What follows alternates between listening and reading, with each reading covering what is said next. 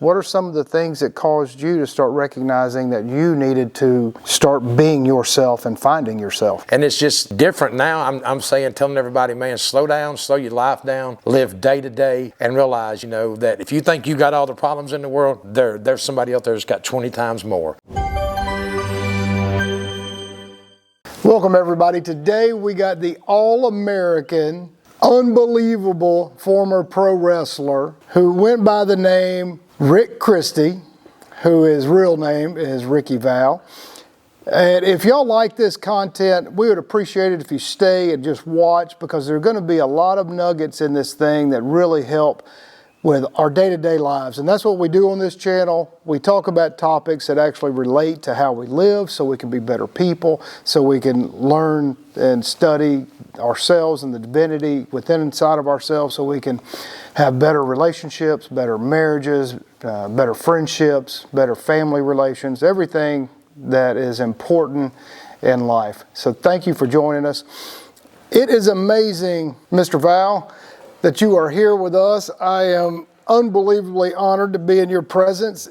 It's amazing to think that from a very young age, you went out onto stages around the world and you had this performance, this persona of this pro wrestler. Did that help you find yourself, or did it help you lose yourself? Well, Kevin, I lost myself, because you lived a character every day of your life and you didn't know the real you a lot of days. You'd wake up, okay, I have to go do this every day. I have to perform. I have to make these people believe that this is me. So you eventually start living your character. And when you live your character, you start believing that yourself.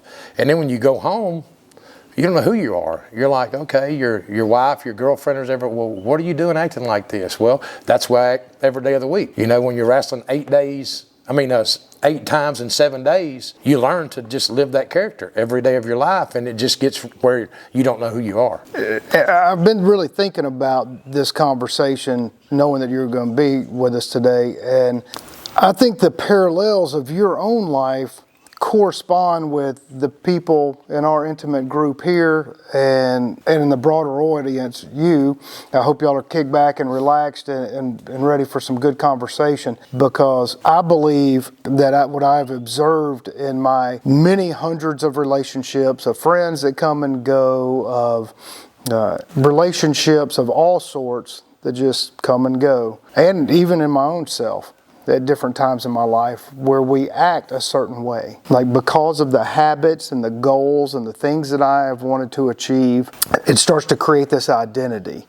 And then I feel like I need to portray that identity everywhere I go. So I don't think most of us are dissimilar from your own experience, except yours was just a lot more dramatic, because you are, living large, you're on stage performing, and then that gets into, carryover into your private life. And if you have performers, you have a lot of friends that are still wrestlers, and you have your son is young, we're around young people here at the sanctuary a lot. Is there any advice that you could bring to the table that would say, how do you maintain who you are? How do you try to not lose yourself through your own life's experiences? Be yourself from day one. Be yourself. And that, we hear that sometimes, just be yourself. That can be really difficult, because I can think of you when you're on this performance, this wrestling performance, and you're being that character, and then you get off stage and you go back home. You think, well, I want to be myself, but what does that mean? What does that mean? Who am I? Because, you spent the vast majority of your life, like most people do, not really even knowing who they are, so they don't even know how to be themselves in the first place. That's true. And it really is. And I think something that's lacking in our educational system, primarily worldwide, is that we don't discuss who we are. We don't discuss the emotions that we have, the high anxieties that we get. We end up dragging all of these aspects of our personality and our problems in life and we start to build these shells all around our core, and then for long we're just like buried in all this muck and on all these life experiences, getting hurt from a girlfriend or wife or husband, or our children interacting in ways we can't understand, and it's irritating, and we don't know how to communicate effectively.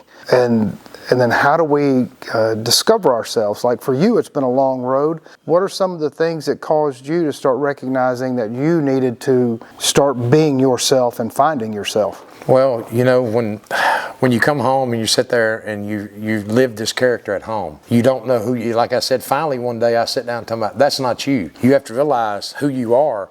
And it took me up until 2 years ago to find out who I really was. And still, some days I don't know who I am anyway. You know, I'll be honest with y'all, because I'm a very outgoing, how do I put it, Kevin? You know me. I'm just have to be doing something all the time. And it's just different now. I'm telling everybody, man, slow down, slow your life down, live day to day. And realize, you know, that if you think you got all the problems in the world, there's somebody out there that's got 20 times more. And that's one thing I've learned from being around Kevin and being around other people, that you just have to slow down and say, okay, let's talk about this, and let's get this lined out, then we can move on to this. And that's where I was at home. My wife didn't understand who I was, because every day I'd come home and I would act different. And she's like, who are you? And finally, you know, I've lost 2 marriages behind that, because I didn't know who I was and I wanted to live that character at home. And they said, you know, who are you? And there was other mixtures in the things of indulging in alcohol and drugs back in the day, and you didn't know who you was. You just wanted to live the life of a rock star. And when you got home, eventually there was no home for you to go to, because you've just done everything you could do, thinking you was doing the right thing, and you were never doing the right thing. You were there for yourself and not everyone else. Yeah, so you ended up doing a big disservice to yourself and to your relationships, because you were thinking life consisted of only living larger than life. Exactly. And one thing that I've noticed from you coming here on Sundays over the past couple of years, the first times I met you, you talked real fast, you're real anxious, like always, and I'm going. And over time, I've made suggestions, and because I care about you, and I know how important it is in our personal lives to communicate well. And I know from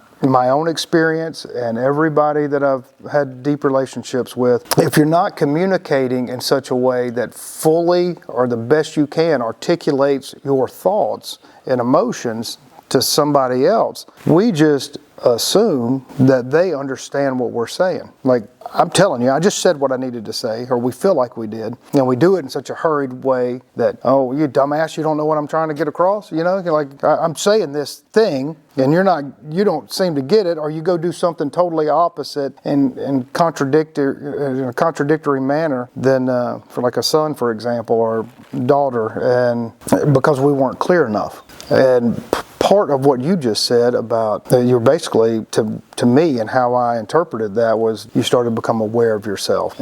And as you do that, if we can communicate to ourselves clearly and talk to ourselves and have these inner dialogues, that allows us to talk more clearly and slower and calmer to other people, so that we can have a deeper relationship with ourselves and with others. Are you finding over the past couple of years of you coming here that have you noticed a difference in that behavior up until now? Yes, a bunch. Because, you know, if somebody brings it to your awareness, like, hey, Ricky, you know, slow down a little bit, you know, you're not doing an interview. Like, you got to just be doing this. You're not doing that anymore. You're actually talking to you or me. We're trying to articulate what we're saying. And sometimes I just get so wound up, I realize, you know, you're not talking into a microphone. Slow down. Hey, we're going to go do this. Not, we're doing this and this and this, and that's it. That's just me. You have to slow down and say, okay. And that's a big problem I have, because I think if I tell you something, you understand it immediately, and I've said it so fast, you don't know what, you know, like you and Miss Jill sometimes, what did he just say? You know, and it's just... Well, I think that's great, because whenever we started to develop our friendship, and I really consider you like a brother now, so whenever that relationship started forming, I never changed it. I just put you in my phone as Ricky and everything. Because I thought it was a reminder to me, and a reminder for you, that it's Ricky and everything, because as you would talk to me, it was always, your thoughts weren't able to be expressed to me in the way that you wanted to express them, because instead of explaining further so I would understand, you just say, well, I'm gonna go here and I'm gonna come here and do this and everything. And I'm always like, well, what's everything? What are you doing here today? Yeah, well, what's everything? What's the rest of it? And I think from living that way and living, just fast and talking, we go over the top and thinking people can read our minds unless they're around us a whole lot, and even then they don't read our minds.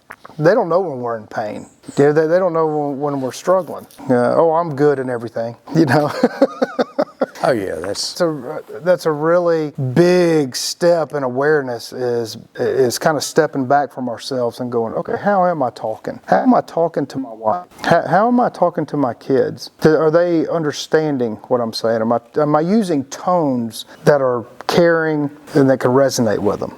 Am I explaining things in a way where they are on board with it? I'm 51 and I'm learning how to do it every day. Like it's not a destination where all of a sudden you think you're going to arrive one day.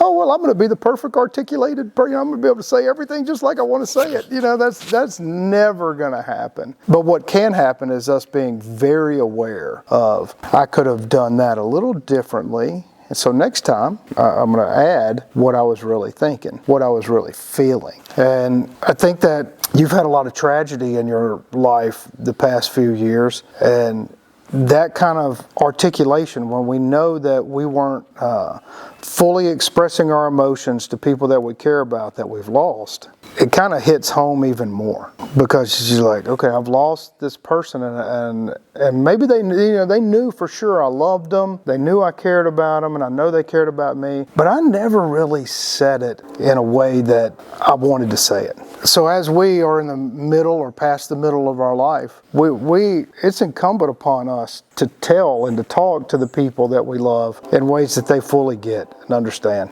Because those relationships are so powerful and so meaningful that we don't want to get on our deathbed and go, damn, I really wish I'd have told them that. I wish I'd have explained to my boy or my girl things in a different way. I wish I would have had that. Whether they are receptive to the wisdom that we want to impart or not, that's really more on them, but it's on us and our responsibility to impart that wisdom in ways that is good. And I firmly believe that is one of the reasons why we're here, to be able to use what the divine has given us with our critical thinking, our minds, our hearts, and formulate the words the best we can to communicate in loving, wise ways.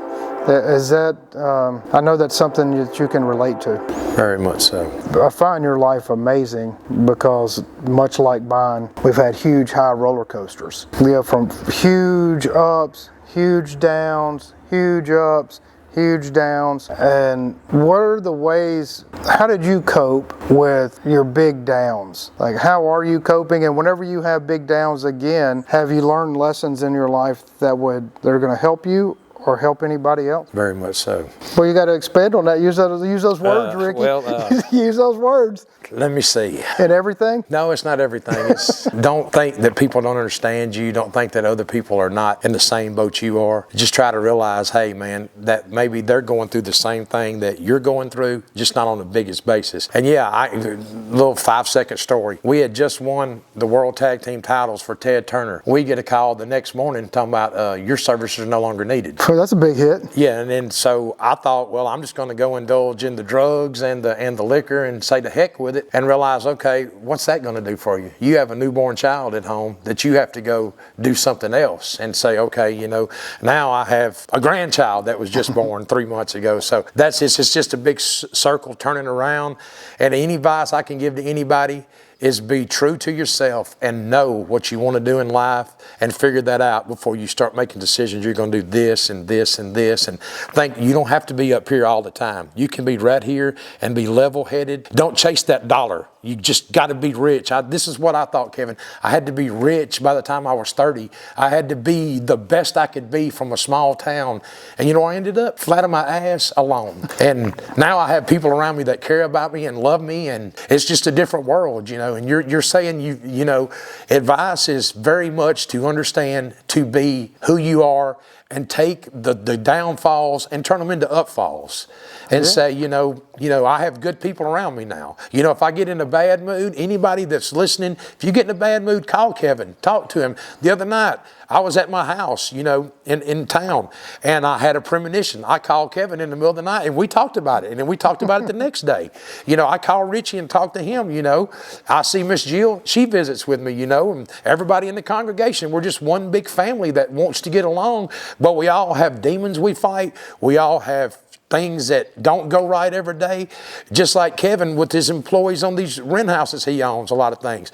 Man, it's just been one thing to the next with water leaks, and he's been about to pull his poor hair out, but he lives with it every day. You know, you think it's going to be a $200 job and ends up to be a $1,000 job, and it just happens to people, and it just seems like lately everything is going down, and we have to try to get everything back up, but you get in a rut sometimes like I did. Until I started coming out here, I thought of bad things I wanted to do to myself. You know, I gained a lot of weight, didn't care about the way I looked, and it's just, you have to stop feeling sorry for yourself, step up and realize if there's people you can talk to and people that will love you regardless who you are and what you are. You don't have to be this world champion. You can be Ricky. That's right. And there's a big difference in that right there. And when you realize this is not you and this is you, and you put it together and combine, hey, I can combine some of this that I had through the years, but this is really you. You're just a country boy from Spring Hill that loves to talk a lot of crap and loves to do this, but you're just you, and you don't need to be Rick Christie. You're Ricky Val.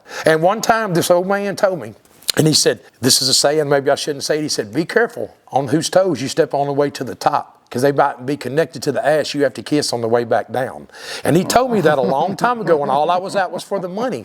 And when he told me that stuck in my head for years and years and years. And when that old man died, I looked over his grave and I said, well, you know what? You were right. It's not always about the money. It's about being true to yourself and being true to people around you and helping the others that have helped you. Man, that is so true. And part of the reason I hope y'all stayed around for this long, because that is a massive nugget in life. Because it's important for us to set goals and for us to work on personal and financial and spiritual, emotional achievement and all these ways.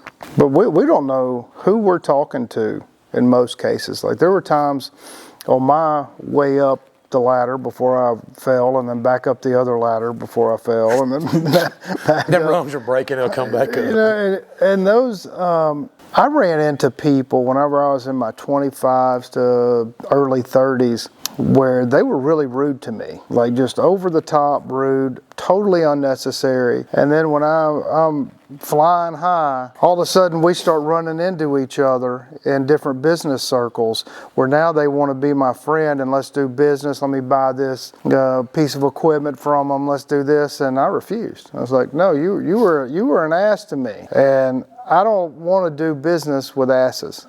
I just don't want to do it.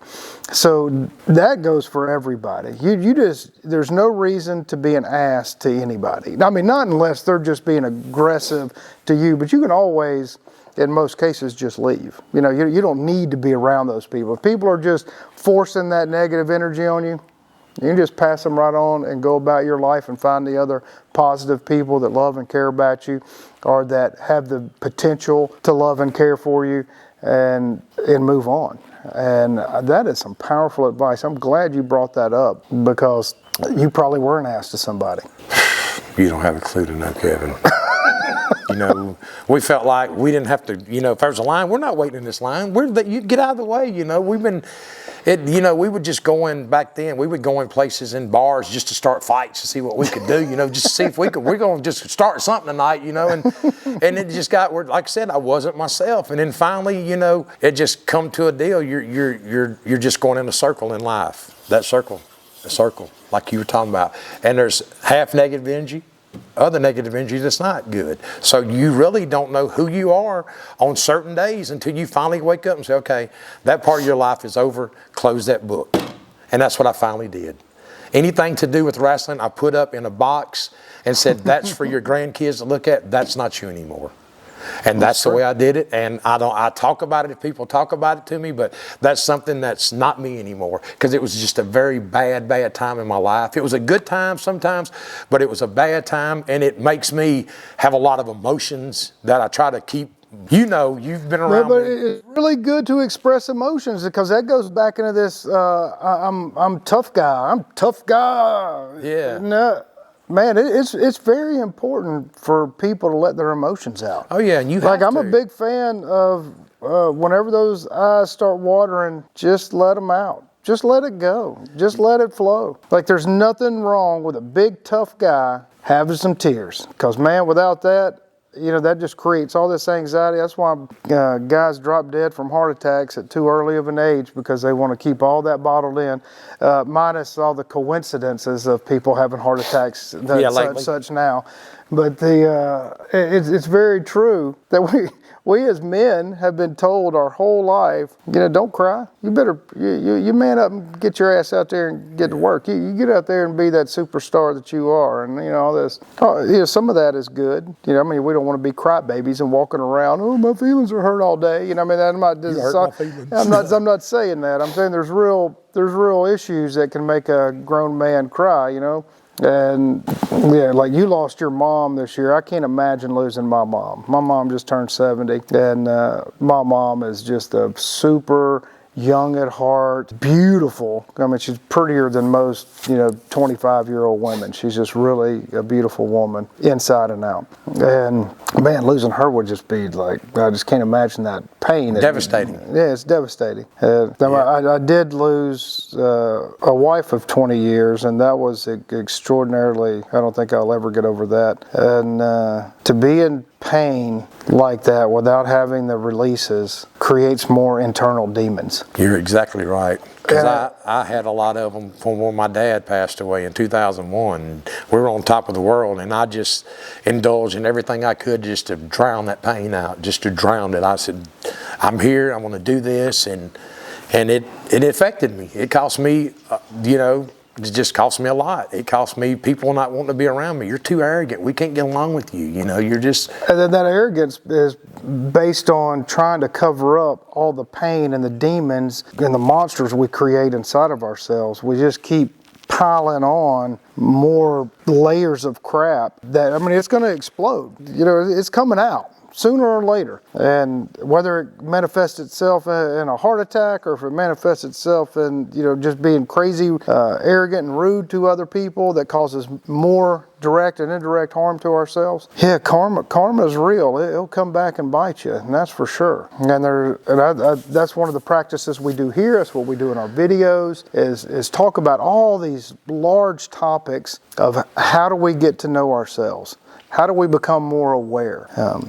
We just added an addition in our spiritual beliefs page on the mysticsofTexas.com, where it's right at the top right now. It's called mindfulness. And we need to use triggers to make ourselves aware. Like, enjoy the sound of yourself walking. Enjoy, these big doors are open now. We're quasi halfway inside, halfway outside right now, and y'all can't see them. But listen to the leaves rustle. Just pay attention while we're going about doing our work. So I highly encourage everyone to read those, especially the first couple of paragraphs of being mindful, because everything really what we're talking about today and a lot of our topics ultimately boil down just to being self-aware, like catching ourselves in the moment, like stepping outside of ourselves. Like for you, for instance, when you're talking too fast and you think people just understand the everything part. You're like, you're day and night than what the first conversations we ever had, as far as being able to explain yourself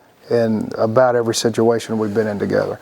And I'd have to applaud you on that, because it takes I think a big man inside, not physically, just a big man on the inside, to say, man, I do need to kind of slow down, because I can see I'm moving too fast. I can see my mind is taking control of all of my emotions, and to watch you evolve in such a positive way has been extraordinarily meaningful for me personally. Like I've really enjoyed thinking that the influence here when you come here has had a powerful effect on your life. I mean, it's meant a lot to me, and I know you're not a kind of guy that likes to hug a lot, and I like to sometimes I know I'm pushing the boundaries of, come here, Ricky, just give me a hug. You know I do. I am a hugger. I try to be a hugger. Those just expressions of genuine love and care around our inner circle and your inner circle can go a long way.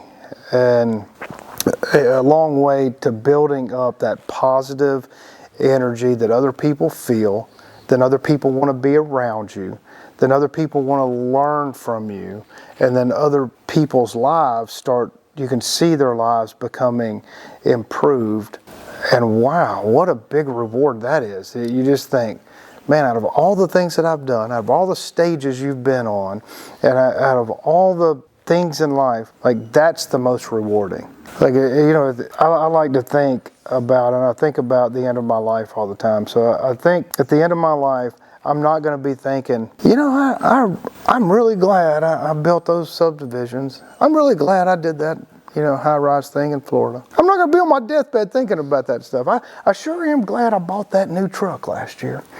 Those are things that are not going to be of any importance. The only thing that's going to be important is the relationship with myself and the relationship with the people that I care about. Like, that is going to be it. Everything else is just filler. It's just filler. So recognizing that it's just filler, we have to, because this is what I feel like has happened to you, is basically a surrender. Like I'm surrendering myself to whatever happens, but I have some ideas. Like, you've gotten into the bee business, and you're going down this path, and inside of that path, if little bumps happen, get a little knockdown here, a little uplift here, you're still even keel. You're like, hey, I know, I don't have to force anything. I'm just moving it. I'm moving it, and I'm loving everybody around me. I think that's really all we can do. You're right. That's all you can do. Get you a support group that you know has got your back and have it. I had one person in 29 years of wrestling that I could call. One person. Well, two, and one of them's passed away, but one of them's still living, and I could call him right now, and he'd be here for me, and that's it. You like my daddy said, you're going to have this many friends when you die. Maybe this, he said this right here, when you die, you're going to look up and say, dang, there was 4 or 5 people here for me. That's why you look at it. I mean, and I've learned that now. All these people now that are doing what I did, they're like, oh, well, they're the old timers. They didn't forget we paved the way for your little to be doing what you're doing. We didn't have guarantee contracts back when I did it. We had to. If you didn't put butts in seats, you didn't make no money until the right people come along, and that's when we started getting guaranteed money and didn't have to do anything, Kevin, that's when the laziness, the lackadaisicalness, well, I'm getting this much money, I don't have to perform that well anymore. Let me go do this before I go out there. Let me go do that. And then that's when all about me not knowing who I was. And then it got so bad, that it just was, I just finally one morning threw everything that I had away and says, that's not you. Because I woke up in Tokyo Dome Hotel in Tokyo, Japan one time, and we can talk, and I was doing a gram of cocaine in a setting.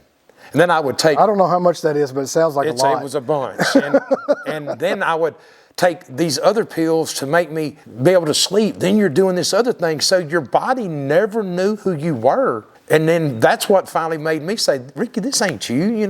Why are you doing this? Because he's doing it. You want to be them? And then all the people that were doing that are dead. Yeah. Every friend I had that did that, all before they were 30 years old, were dead. That's tough. Yes. We were come out in wrestling as the Memphis Six, and there's one person left. Now it's the Memphis One. It's the Memphis One, yes. And every one of them died of either steroids or drug overdoses. Yeah, that's problematic. Yeah, and it makes you realize now that I see kids and I try to sit there and say, hey, like Miss Jill's son Parker, I just love him because he's just like, my little partner. Me and him, we talk a lot, but I'm just, Parker, he's going to have it because he's got that, he's got a good parents and he's got you, to kind of lead him that way. But, that's people you got to look out for. Like my son, you have to look out for him. That's why I try to keep him so straight and narrow where they don't lead off that path and get the road like I did.